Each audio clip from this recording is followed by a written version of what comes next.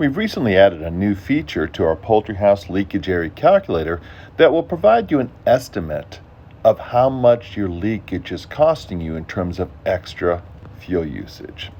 So the first thing, of course, you do is download the app, and then once you open the app, you hit calculators. Then you hit your poultry house leakage area calculator.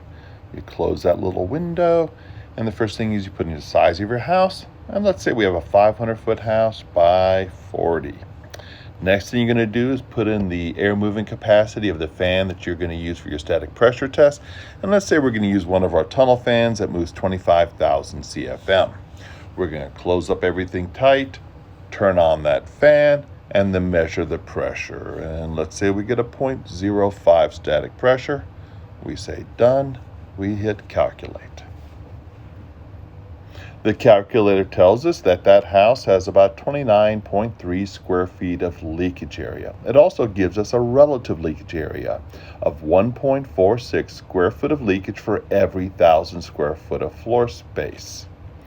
On the right, that thermometer looking thing, it'll actually give you sort of a rating of how that leakage area relates to other houses. So we have a leakage area, relative leakage area of 1.46. Very poor is 1. And so our leakage area is actually greater than that. So we have a very loose house. But what is that going to cost us in terms of extra propane, let's say during brooding? So we're going to get a 24-hour heating estimate. We hit that button right there. Now we're going to put in our inside-outside conditions. Inside, let's say, again, it's brooding, it's 90 degrees. Outside temperature, the 24-hour average is 40 degrees. And we have a slight breeze of 2 miles per hour. And we hit calculate. What does it tell us? Is that roughly 21 gallons per day of extra propane usage will be associated with the leakage in that house.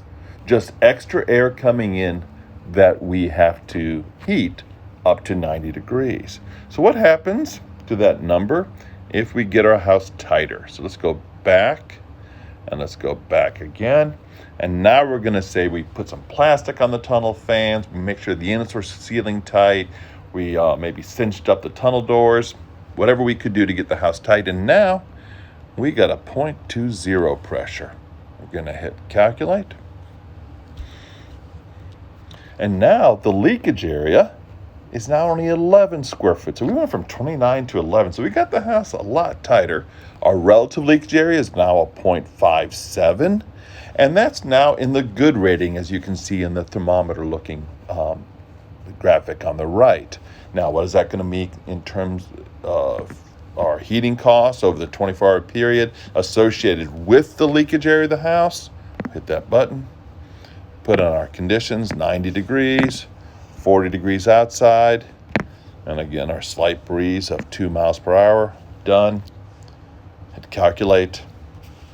And now the heating fuel usage associated with leakage is now only 8 gallons per day. So we went from 21 gallons per day over a 24-hour period, a fuel use associated with leakage, we got our house tight, and now it's down to 8.